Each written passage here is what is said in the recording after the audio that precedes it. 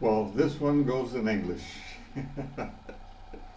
because today is what, November 25th? And it's Thanksgiving,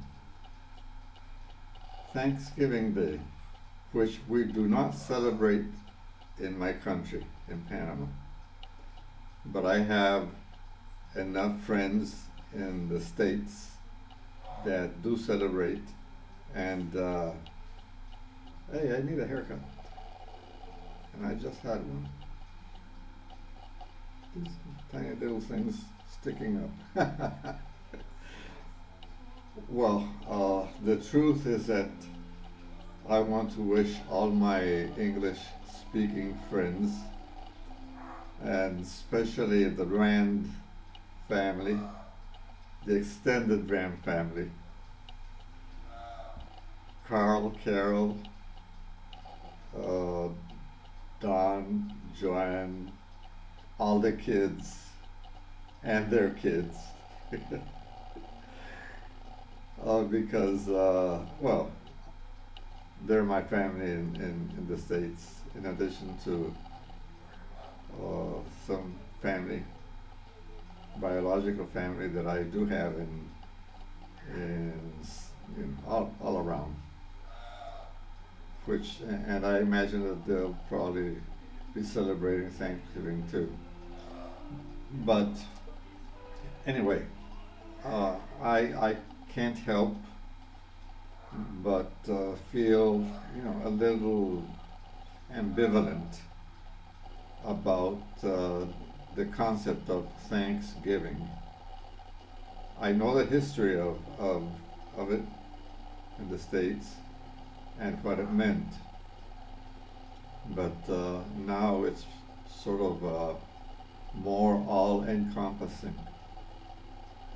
And the mess that I'm seeing in California, uh, with all the COVID victims, is something that really really scares me, bothers me, and makes me very sad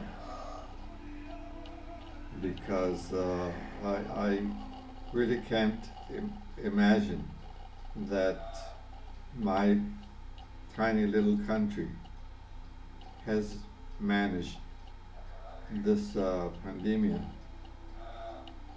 better than the US, perhaps because there was no politics involved.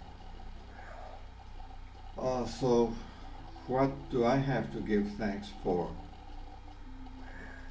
when I think about all you people in all my friends, my family in the US? Well, number one, that you were able, as a group of intelligent people, you were able to get rid of uh,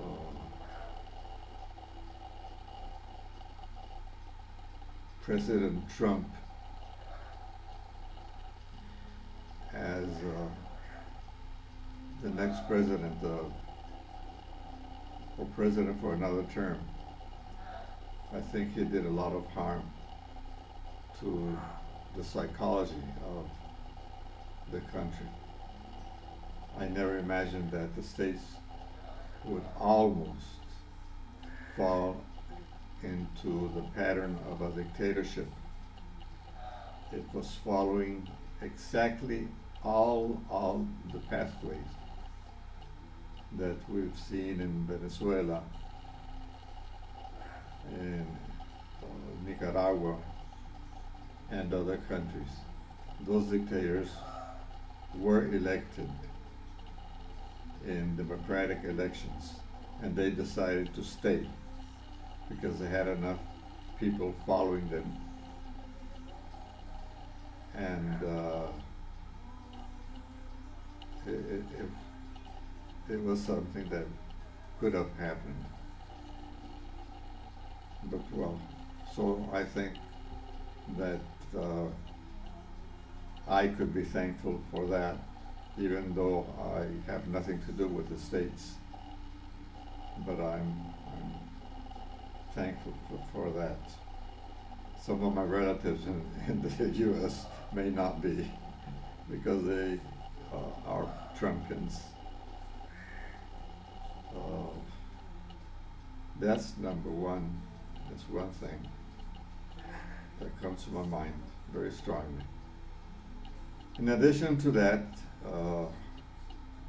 I say that I'm glad, I'm happy that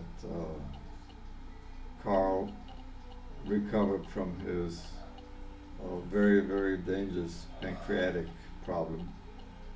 He recovered very well.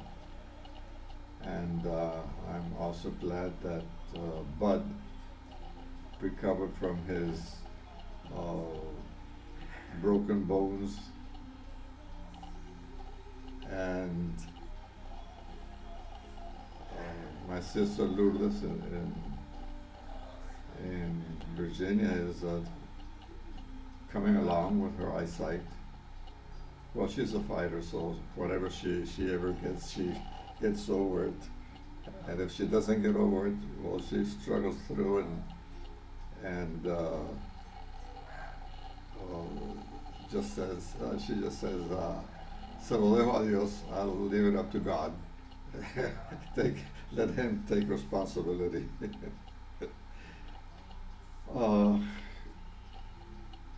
Let's see what else I could say about all this. For me, it's difficult to. Perhaps I'm a bit selfish. It's difficult for me to say thank you, thanks for life. People say thank you for living, thank you. Well, yeah, but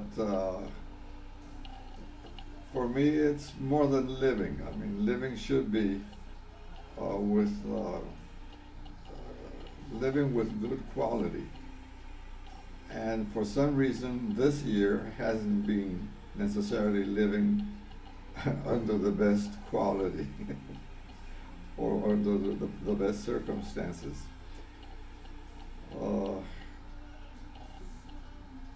This pandemia really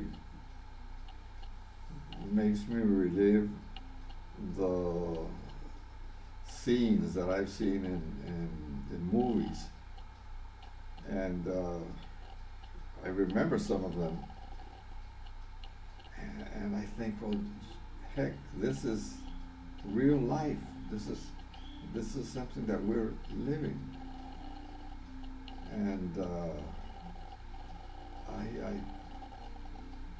I can hardly believe that I've had relatives and close friends dying from this, and I had a heart attack, and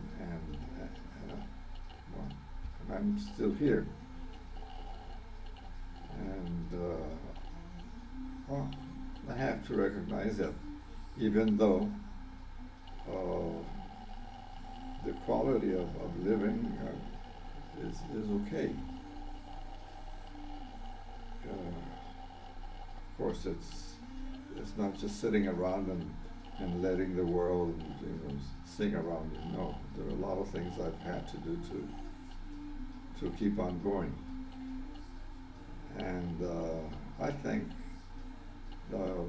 perhaps I should give thanks for being able to do that.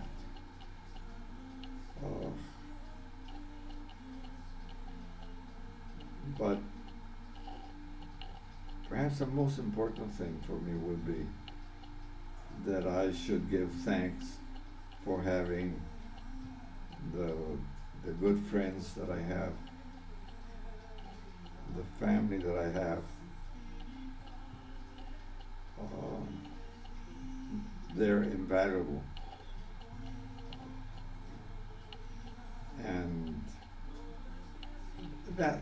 that's worth everything, I guess.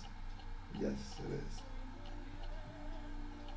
So I wanted to make this video in English for all of you, my my dear friends that don't speak enough Spanish. Okay, so this is for you. And they say that there is something like a virtual hug. I don't know how that works, but what comes to my mind is just going like that. Close my eyes and imagine that I'm really, really giving you a hug, big hug, big, tight, hug. Okay, so I hope that the next year we can really have Thanksgiving or the celebration, the real one, with all the family. All right. Okay.